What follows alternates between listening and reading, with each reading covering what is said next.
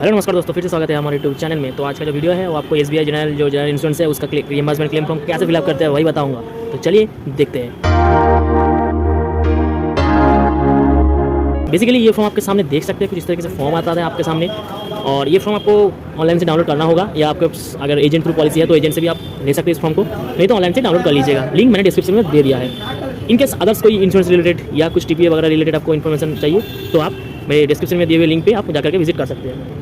तो चलिए देखते हैं फॉर्म कैसे फिलअप करते हैं। बेसिकली फॉर्म ये जो रहता है, ये फर्स्ट जो पार्ट होता है, पार्ट ए और पार्ट बी, ये दो फॉर्म होता है आपको। पार्ट ए आपको हॉस्पिटल से, मतलब पार्ट बी जो होता है हॉस्पिटल से फिलअप करना होता है, पार्ट ए आपको खुद फिलअप करना पड़ता है। बेसिकली यहाँ पे देख सकते हैं प्राइमरी इंश्योरेंस का मतलब होता है प्रोपोजर, जो प्रोपोजर है उसको डिटेल्स फिलअप करना होता है। उसके बाद यहाँ पे पॉलिसी नंबर देख सकते हैं आप, यहाँ पे पॉलिसी नंबर आप लिख दीजिएगा इधर, यह पॉलिसी नंबर, और यहाँ पे सर्टिफिकेट नंबर होगा, हर पॉलिसी पेपर में सर्टिफिकेट नंबर होता है तो वो डाल दीजिएगा बेसिकली। और टीपी आईडी नंबर, मतलब आपका जो कार्ड है एसबीआई का, उसके अंदर ही एक टीपी आईडी होगा, इंश्योर आईडी, वो आप लिख दीजिएगा। 00000 करके होता है।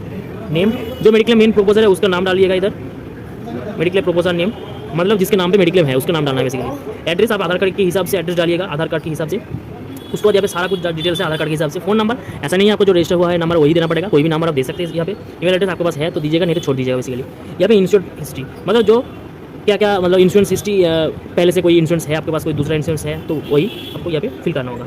ठीक है, बेसिकली यहाँ पे नो कीजिएगा, नो ही बेहतर रहेगा, ज़्यादा अच्छा रहेगा। ठीक है, ज़्यादातर नो ही कीजिएगा यहाँ पे, या बेसिकली नो कीजिए, नो कर दीजिएगा पूरा डिटेल्स। यहाँ पे आपको यहाँ पे इंश्योर्ड पार्ट्स एंड हॉस्पिटलाइजेशन, जो हॉस्पिटल हुआ था उसका नाम डालना है बेसिकली, पेशेंट का नाम। ठीक है, यहाँ पे पेशेंट का नाम,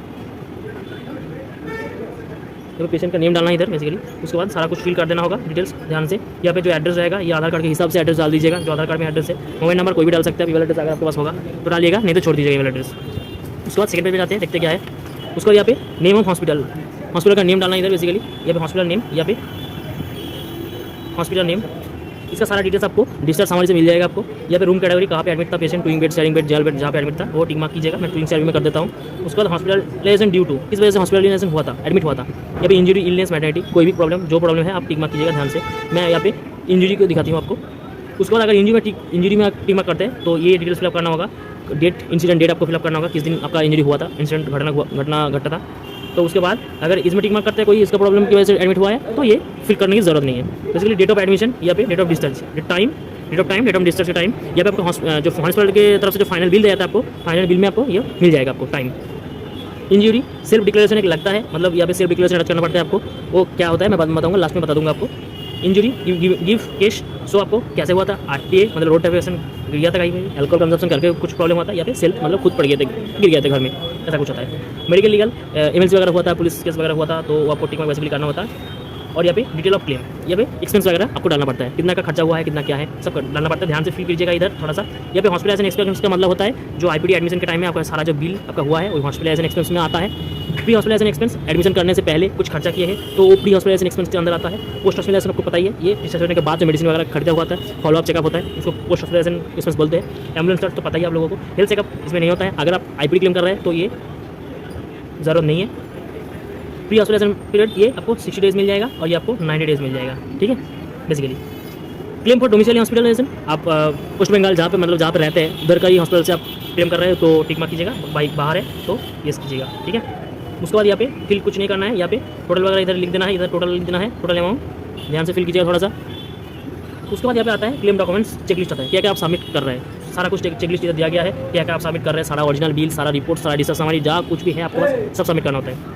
उसके बाद यहाँ पे डिटेल ऑफ बिल इनक्लोज, जो डिटेल्स मतलब आपके पास बिल वगैरह है सबका बिल नंबर आपको होता ही है बिल में। उसके बाद डेट, जिस दिन डिस्चार्ज हुआ था, जिस दिन इशू हुआ था बिल, उस दिन का डेट डालिएगा इधर। इशू बाय, ये हॉस्पिटल का नेम होगा, जहाँ पे शॉप से अगर मेडिसिन खरीदे है तो शॉप का नाम होगा, हॉस्पिटल से बिल है तो हॉस्पिटल का नाम होगा बेसिकली। ठीक है, ये आपको बेसिकली करना क्या है, हॉस्पिटल मेन बिल, मतलब पता ही आपको बोला था मैंने, जो आईपीडी एडमिशन के टाइम में जो बिल बना था उसको हॉस्पिटल मेन बिल कहते हैं। प्री हॉस्पिटलाइजेशन पोस्ट हॉस्पिटल पता ही आपको, फार्मेसी भी अलग से दिया गया है, ये थोड़ा सा डिवाइड कर दीजिएगा आपके हिसाब से। उसके बाद पीछे का साइड में आता है कि पेयर डिटेल्स, यहाँ पे bank name, bank account number, ये थोड़ा सा ध्यान से फिलअप कीजिएगा। ये आपको ज़्यादातर बेहतर रहेगा, अगर प्रपोजल का डिटेल्स आप दे सकते हैं तो ज़्यादा बेहतर रहेगा, नहीं तो आप कोई भी इंस्टीट्यूट का डिटेल्स भी डाल सकते हैं। ठीक है, उसके बाद डिक्लेरेशन बाई इंस्टीट्यूट, यहाँ पे कुछ डिक्लेरेशन वगैरह दिया गया है, बेसिकली सिग्नेचर कीजिएगा, ज़्यादा बेहतर रहेगा प्रपोजल सिग्नेचर करने का, नहीं तो कोई भी करके रिलेशन दे दीजिएगा। कोलकाता ज़्यादा बिलोंग करते हैं वो कहीं यहाँ पे प्लेस लिखिएगा। और डेट जो है आपका, ये डेट जिस दिन फॉर्म फिलअप कर रहे हैं उस दिन का ही डेट दीजिएगा, कोई प्रॉब्लम नहीं है। बेसिकली कुछ डिक्लेरेशन वगैरह दिया गया है इधर से, आप चेकआउट कर सकते हैं डिक्लेरेशन वगैरह। और यहाँ पे जो पार्ट बी फॉर्म होता है ये पूरा हॉस्पिटल का पार्ट है, ये फील्ड बाय हॉस्पिटल, ये डिस्चार्ज समरी आपके पास होगा ही। डिस्चार्ज समरी और पार्ट बी फॉर्म लेकर के हॉस्पिटल में जाइएगा, पूरा फॉर्म फिलअप करके आपको दे देगा बेसिकली, ठीक है। तो ऐसे फिलअप करके आप जमा कर सकते हैं सारा कुछ ओरिजिनल दे करके। और एक बात, सेल्फ डिक्लेरेशन क्या होता है? बेसिकली सेल्फ डिक्लेरेशन ऐसा होता है, इंजरी अगर हुआ है तो सेल्फ डिक्लेरेशन मतलब होता है पूरा घटना कैसे घटा है, कहाँ, डेट टाइम प्लेस मेंशन करके पूरा स्टेप बाय स्टेप क्या क्या प्रॉब्लम हुआ था, कैसे गिरा था, क्या केस आपने किया है, क्या ट्रीटमेंट किया है, पूरा इंग्लिश में लिख करके सिग्नेचर करके आपको इसमें अटैच करके भेजना होता है बेसिकली, ठीक है। ऐसे आप रियम्बर्समेंट क्लेम कर सकते हैं। इंजरी अगर हुआ है तो ऐसे क्लेम कर सकते हैं, नहीं तो आप ऐसे ही कोई डिक्लेरेशन के बगैर भी आप क्लेम कर सकते हैं। तो ऐसे क्लेम कर सकते हो। चलिए आज की वीडियो में यही था। वीडियो पसंद है तो प्लीज़ लाइक शेयर सब्सक्राइब कर दीजिएगा चैनल को।